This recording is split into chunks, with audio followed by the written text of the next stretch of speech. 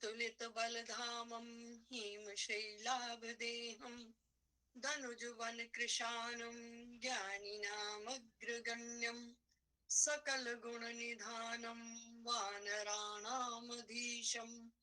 रघुपतिप्रियभक्तं वातजातं नमामि। ओम गुरुर्ब्रह्मा गुरुर्विष्णुर्गुरुरेव महेश्वरः गुरु साक्षात् परम ब्रह्म तस्मै श्री गुरुवे नमः। सभी के हृदय में विराजमान उस सर्वोच्च परमात्म सत्ता को प्रणाम, वंदन, नमन। कथा में प्रवेश करते हैं। हम जान रहे हैं सांख्य योगी के लक्षण। सांख्य योगी कैसे बैठता है, कैसे चलता है, कैसे आचरण करता है। और वो ये कहते हैं कि जिस प्रकार मन और इंद्रिय में संयम ना करने से हानि क्या है, लाभ क्या है, ये अभी तक बताया गया। स्थित प्रज्ञ की अवस्था को प्राप्त करने के लिए राग द्वेष के त्याग पूर्ण मन के सहित इंद्रियों के संयम की आवश्यकता बताई। अब वो बता रहे हैं कि वो योगी किस प्रकार रहता है। तो वो कहते हैं वो कैसा होता है जिसमें स्थित प्रज्ञता आ गई। या निशा सर्वभूतानां तस्यां जागर्ति संयमी यस्यां जागर्ति भूतानि सा निशा पश्यतु मुनि। कितना समझने के लिए ये बात कही गई कि सारे प्राणियों के लिए जो रात्रि है उसमें वो जागता है।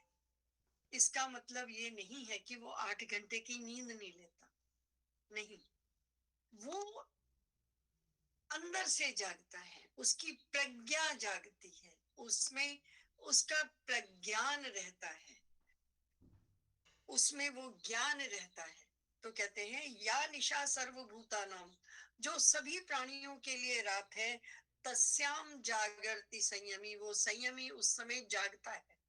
और यस्याम जागर्ति भूतानी, जब सारे मनुष्य सभी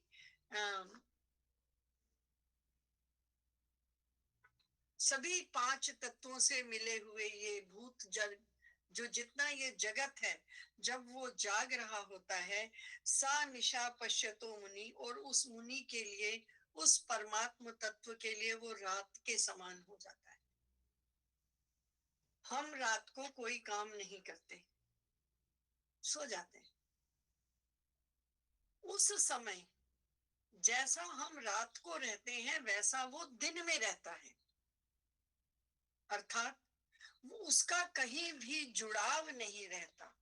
हम लोग दिन में जुड़ते हैं, एक दूसरे के लिए कार्य करते हैं, अपनी इंद्रियों के विषयों में जाते हैं, उन विषयों से इच्छा करते हैं, आशा करते हैं, कामना करते हैं। हमारा उसमें राग होता है तो द्वेष आता है। वो सारी सीरीज हम सारा दिन करते हैं और रात को सो जाते हैं कि अब हम कुछ नहीं कर रहे। तो वो कहते हैं कि उस संयमी जिसकी प्रज्ञा प्रतिष्ठित हो गई है, उस संयमी के लिए जो दिन है वो वैसा है जैसे तुम सब लोगों की रात है। अर्थात हम जब रात में कुछ नहीं करते तो वो जो संयमी है वो इतना संयमशील है कि वो कुछ करते हुए भी कुछ नहीं करता। करता वो सब कुछ, खाता भी है, पीता भी है, सांस भी लेता है, कर्म सारे कर रहा है, लेकिन वो इस प्रकार कर्म करता है कि जैसे वो कुछ नहीं कर रहा। इंद्रियाणी इंद्रियार्थेभ्य और पुनरावर्तते, वापिस आ जाती है उसके। वो इतना संयमी है। यहाँ लिखा है ना, तस्याम जागर्ति संयमी। उस समय वो कौन है? संयमी है, जिसने सम्यक प्रकार से यम का शासन मान लिया है, जिसकी सारी इंद्रियां अपने कब्जे में है, और उन इंद्रियों के साथ वो उसके लिए रात ऐसी, दिन ऐसा है जैसे तुम्हारी रात होती है। और जब तुम सबकी रात होती है तब आप कुछ नहीं कर रहे होते, उस समय वो जागता है, अर्थात परमात्म तत्व का चिंतन करता है। हर पल वो उस तत्व का चिंतन करता है और उसके लिए दिन और रात में कभी भी इन विषयों में फंसने जैसी कोई स्थिति नहीं होती। वो इतना संयमशील है, बिल्कुल कछुए की तरह हो गया है। यहाँ वैसे इस अध्याय के खत्म होने पे मैं ये मैं बताती, लेकिन फिर मेरा दिमाग उधर चला जाता है बार बार कि हम इस पूरे दूसरे अध्याय को, यानी 7वें श्लोक से लेके अभी 70वां चल रहा है, टोटल है 72 73 72 72 श्लोक तक ये जितना भी हमें बताया गया, ये वस्तुतः पूरी गीता है। और इसमें भी जो स्थित प्रज्ञ के लक्षण बताए गए, इन पर यदि हम आज के समय के हिसाब से, आज के ज्ञान के हिसाब से, आज के विज्ञान के हिसाब से या आज के व्यवहार के हिसाब से हम बात करें तो हमें पता चलता है कि स्थित प्रज्ञ क्या है। ऐसा व्यक्ति जिसने अपनी बुद्धियों को स्थिर कर लिया है। अगर हम इसके लक्षणों पर जाएं तो शुरू शुरू में एक लक्षण बताया गया, प्रजहाति यदा कामान, प्रजहाति यदा कामान सर्वान पार्थ मनोगतान। यहाँ से स्थित प्रज्ञ के लक्षण शुरू किए गए थे कि जो सब कामों को छोड़ देता है और उसकी इंद्रियां संयम में आ जाती हैं, अपने आप में वो संतुष्ट है, वो स्थित प्रज्ञ है। तो क्या भगवान कृष्ण ऐसा युग चाहते थे, ऐसा समय लाना चाहते थे कि जिसमें कोई व्यक्ति कोई इच्छा ही ना करे?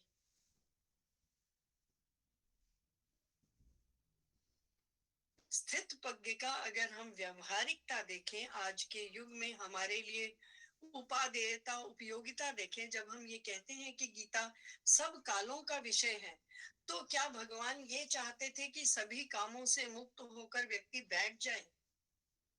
नहीं। हमें जब गीता पढ़नी है तो उसके पहले श्लोक को याद करना होगा, उसकी संगति से अर्थ निकाल कर देना होगा। मात्र यही का यही अर्थ निकालने से नहीं बनता है। इसीलिए भगवान को बार बार कहना पड़ा, माते संगोस्तनि कर्मणि, कि तुम्हारा कर्म से कभी असंग ना हो। उन्होंने ये बार बार कहा है। तो वो बैठ जाने के लिए नहीं कह रहे, कामों कामनाओं की तरफ ना जाने को नहीं कह रहे, संयम पूर्वक जाने को कह रहे। उन्होंने शुरू में ही कहा है कि क्लेव्यम मास्मागमा पार्थ, कि तुम नपुंसकता को प्राप्त मत हो।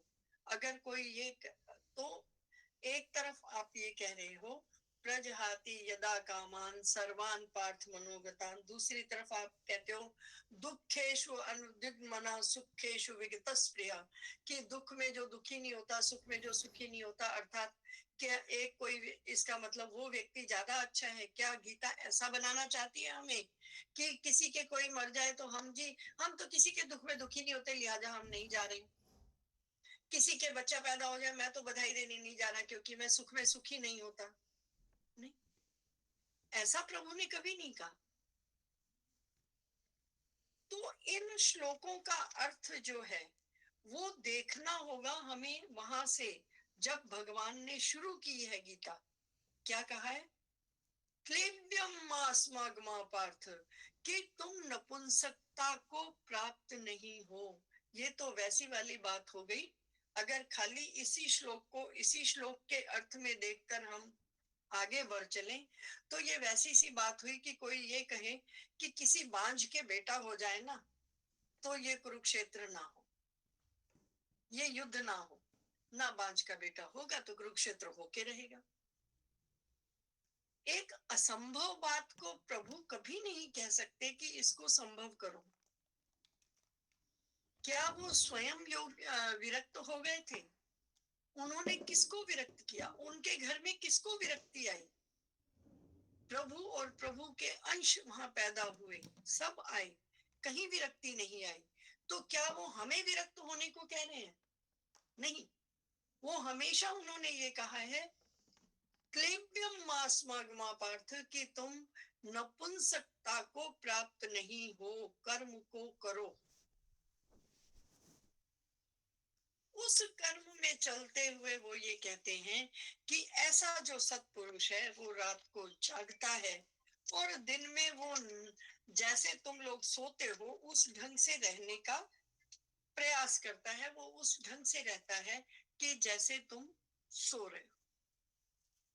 अर्थात वो किसी भी कर्म में कभी लिप्त नहीं होता, वो काम सारे करता है, काम कोई नहीं छोड़ता, 8 घंटे सोता भी है, दिन में जागता भी है, कर्म को करता भी है, लेकिन ठीक उसी प्रकार से जैसे कछुआ, बड़ा अच्छा उदाहरण दिया है इस उसमें, जैसे कछुआ, उसकी 6 इंद्रियां हैं और उसकी 6 की 6 इंद्रियां, जैसे ही ये लगता है कि मैं जैसे मगरमच्छ आया या कोई ऐसा जीव आया तो 6 की 6 इंद्रियां अंदर सिकोड़ लेता है और इंद्रियों को सिकोड़ते ही वो सुरक्षित हो जाता है। ठीक उसी प्रकार से जब जितना विषय का आस्वादन चाहिए, जितना एक तितली ने फूल से रस लिया, वो ले लिया और उड़ के वो दूसरे फूल पर चली गई, वो वहां रुकी नहीं, और उतना ही रस लेकर उसने तुम लोगों के लिए अच्छा सा शहद बना दिया। ठीक उसी प्रकार से कर्मों को किया कि उसमें हम लिप्त ना हो, हम पता ही ना चले कि हम आए थे और खाकर उठ गए, ये नहीं कि चटकारे ले रहे हैं, स्वाद ले रहे हैं, खूब ज्यादा खा रहे हैं। ठीक उसी तरह से मान लो कोई डायबिटीज का मरीज है और उसके सामने रसमलाई आ गई, उसको अच्छी लगती है, तो उसने 8-10 रसमलाई खा ली, सीधा डॉक्टर, पेट एक्सेप्ट नहीं करेगा आपका, आपके लिए कुपथ्य है। और अच्छी बात क्या है, आप एक आध चम्मच ले लेते और फिर खूब चलते, आपको वो हजम भी होता, उसका स्वाद भी आ गया था, आपने कहने को खा भी लिया था। तो जिसने विषयों का आस्वादन इतना भर लिया वो संयमी है, और उस वो संयमी उस मुनि की तरह है जो रात को जागता है, अर्थात जिसकी इंद्रियां सोते हुए भी प्रज्ञायित रहती हैं, प्रज्ञान से युक्त रहती हैं, और दिन में वो सारे काम करता हुआ संयमित रहता है, कछुए की तरह। अगर कछुआ एक पल को भी असंयमित हो जाए या उसकी वो 5 चीजों को अंदर कर ले, एक को बाहर कर ले, वो तभी भी मर जाएगा, क्योंकि वहीं से उसको शत्रु खा जाएगा, वो बहुत नाजुक होता है। चील के अलावा उसको किसी को मारना नहीं आता, और चील को भी उसके लिए अच्छा जतन करना पड़ता है मारने के लिए, कि उतनी ऊंचाई तक उड़े, फिर कोई नीचे चट्टान देखे, उस चट्टान के ऊपर पटकते हुए उसको छोड़े, और फिर आकर उसे उसको उठाना पड़ता है, निकालना पड़ता है खोल से, तब वो उसके हाथ लगता है, बहुत मेहनत लगती है। लेकिन चील के अलावा किसी को उसको मारना नहीं आता, और वो बहुत लंबी उम्र जीता है, केवल इसलिए कि उसका इंद्रियों का संयम, वो अपनी इंद्रियों को सिकोड़ना जानता है। इसी तरह जिस समय हम अपने आहार विहार प्रत्याहार, यम नियम आसन प्रत्याहार ध्यान धारणा समाधि को जान जाएंगे, अपनी इंद्रियों को उतना ही चलाएंगे जितना आवश्यक हो, और प्रज्ञान के साथ जिएंगे, उस समय हम स्थित प्रज्ञ हो जाएंगे। प्रभु ने ये कभी नहीं चाहा कि हम शांत होके बैठ जाएं। हमेशा याद रखना कि इन श्लोकों को हमेशा, जितने भी ये स्थित प्रज्ञ के लक्षण या स्थित प्रज्ञ के श्लोक हैं, इन सभी को शुरू के कर्मण्येवाधिकारस्ते मा फलेषु कदाचन, और दूसरा श्लोक था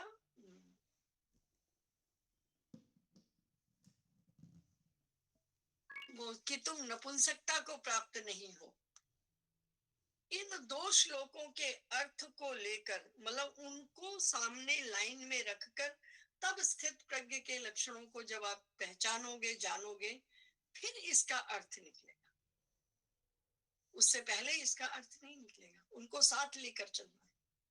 तो वो क्या कहते हैं, आपूर्यमाणम् अचलं प्रतिष्ठं समुद्रमापः प्रविशन्ति यद्वद् तत् तद्वत् कामा यम प्रविशन्ति सर्वे स शांतिमाप्नोति न काम काम। कहते हैं कि जैसे सारी नदियों का जल उस अचल प्रतिष्ठा वाले समुद्र में आकर मिल जाता है, इसी बात को भगवान शंकराचार्य कहते हैं, आकाशात पतितोयम आकाशात पतितम तोयम समुद्रम प्रति गच्छति। इसके दो अर्थ लिए जाते हैं कि हर प्राणी जो आया है इस संसार में वो प्रभु के पास जाएगा ही जाएगा, उसकी अंतिम परिणति वहां पर है, हमारा लक्ष्य वहां पर है। और इसका एक अर्थ, एक जो सिंपल अर्थ आता है वो ये आता है कि हर पानी जो बादलों से, आकाश से पानी के रूप में पृथ्वी तक आता है, उसकी अंतिम गति क्या है? समुद्र से मिलना। वो हर हर पानी समुद्र की तरफ को जा रहा है। और उस पानी की तरह से आपूर्यमाणम अचलम प्रतिष्ठम की अचल प्रतिष्ठा वाले उस समुद्र मापा, उस समुद्र के पानी में प्रविशंति यद्वत, जैसे प्रवेश कर जाती हैं, तद्वत उसी प्रकार से यम प्रविशंति सर्वे शांति मापनोति न काम कामी, उसी प्रकार से स्थित प्रज्ञ में सारे ही ये विषय हैं, जितने भी हमारे विषय हैं वो उसमें समाहित हो जाते हैं, उसमें कोई हलचल नहीं होती। लेकिन ऐसी बात हम कामी पुरुष या भोगों के चाहने वाले पुरुष के लिए नहीं कह सकते। एक जब भोगी व्यक्ति विषयों की ओर बढ़ेगा, विषयों का आस्वादन लेगा, तो उसमें हलचल होगी।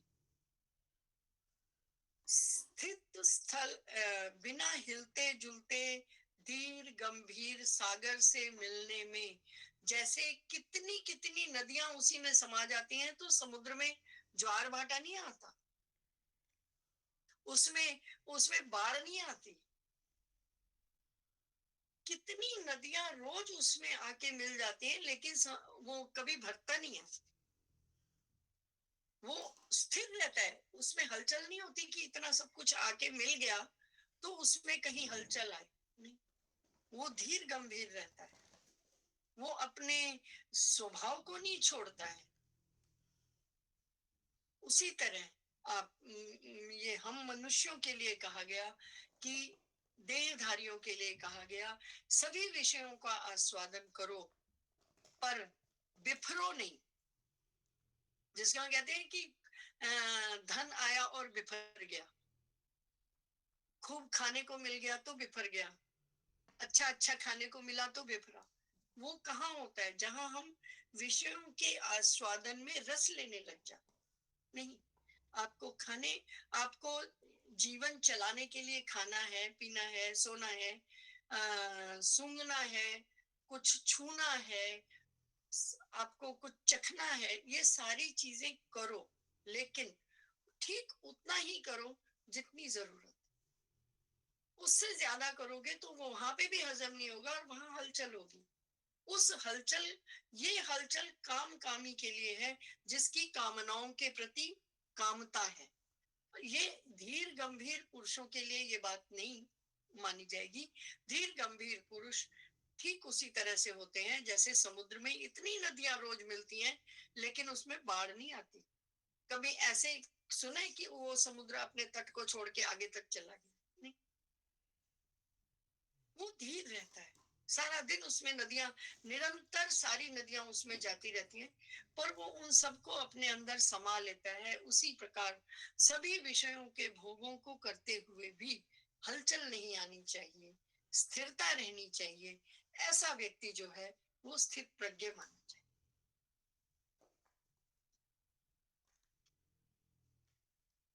फिर वो कहते हैं विहाय कामान, की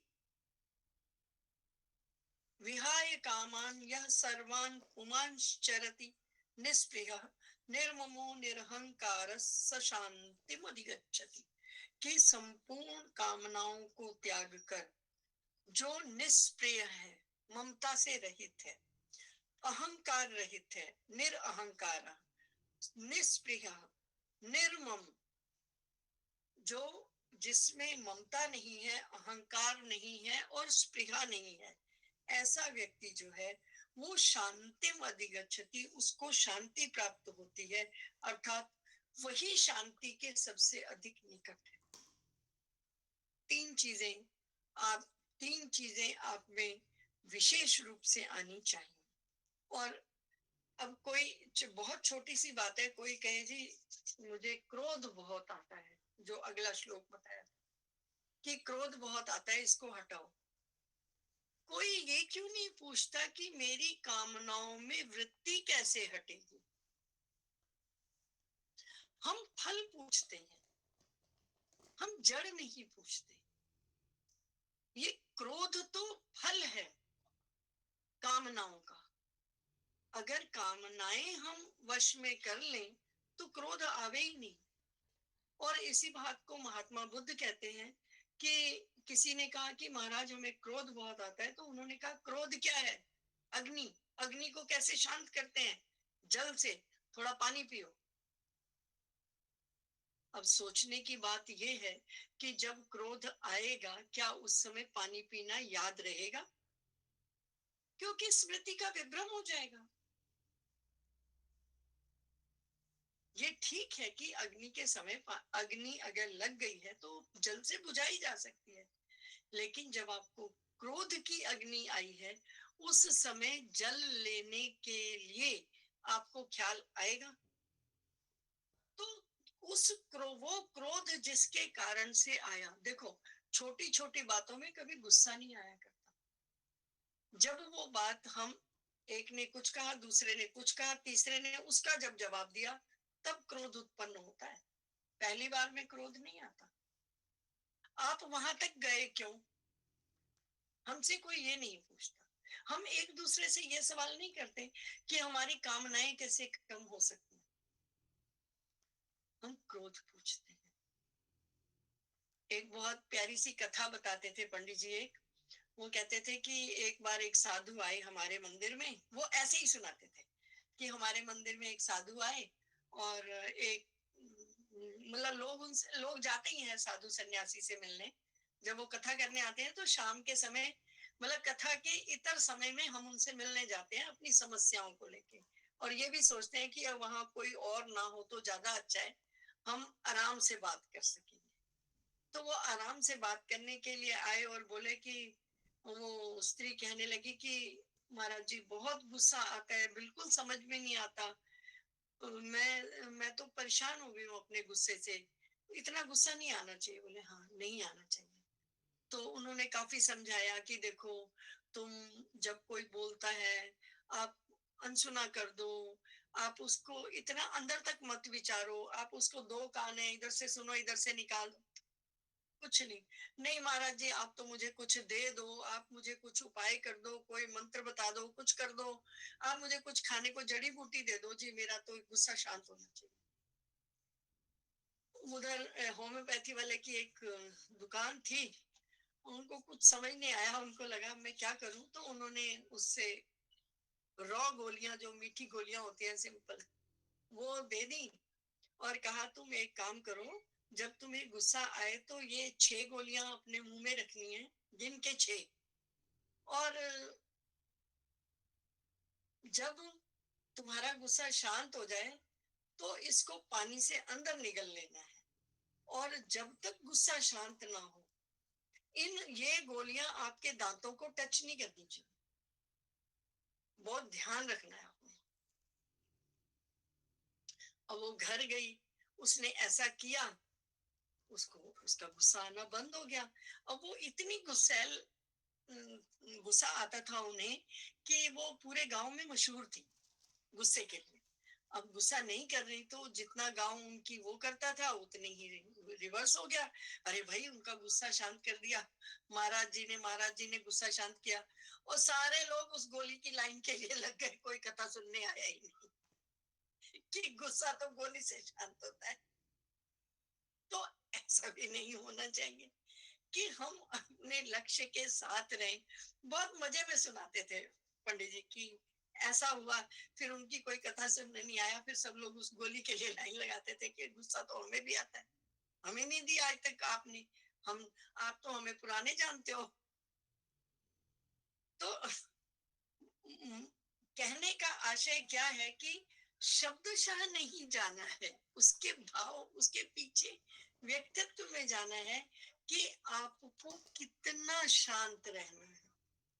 जो स्थित प्रज्ञता है वो ऐसा शांति नहीं होनी चाहिए।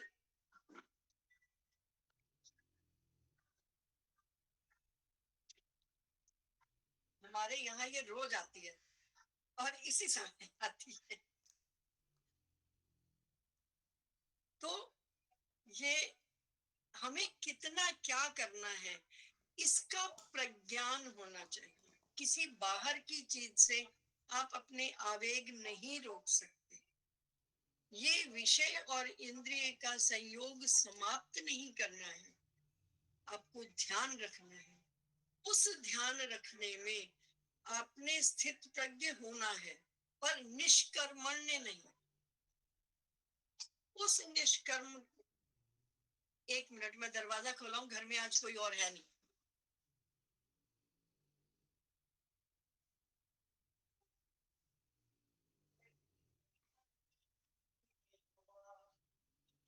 कृष्ण गोविंद हरे मुरारी हे नाथ नारायण। हाँ जी।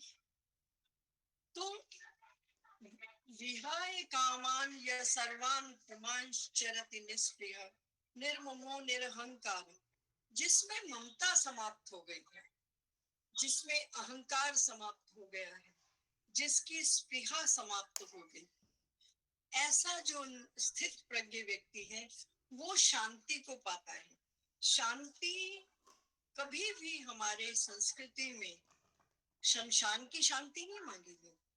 शांति सबसे ज्यादा अगर होती है तो शमशान घाट पे होती है, जहां अच्छे अच्छे चंचल का भी हृदय एक बार हिलता है। लेकिन हम वो शांति नहीं मांगते। हम कहते हैं सुशांतिर्भवतु। हम हर चीज को शांत करते हैं। शांतिरापः शांतिरोषधयः शांति वनस्पतयः शांति पृथ्वी शांति ब्रह्म शांति सर्वज्ञम सर्वम शांति। शांति रहे कि शांति भी शांत रहे। शमशान की शांति नहीं चाहिए, शांति भी शांतता से रहे और वो सुशांति हो। सुशांतिर्भवतु। हमारी कल्पनाएं कितनी महान है। तो वो ये कहते हैं कि ऐसा पुरुष जो है वो शांति को प्राप्त होता है, उसी के पास शांति है और वो शांति को प्राप्त है। जो निष्क्रिय है, निरअहंकार है और निर्मम है, जो ममता रहित है। जब हम कहते हैं ममता रहित, तो जो सबसे पहला श्लोक अभी मैंने शुरू में बताया कि जब कहते हैं प्रजहाति यदा कामा, निर्ममता वहां से आई। ममता रहित अर्थात ममता रहित का अर्थ ये नहीं है कि आप किसी के प्रति कठोर हो जाएं। ममता रहित होने का अर्थ है कि आप किसी चीज में इन्वॉल्व ना हो।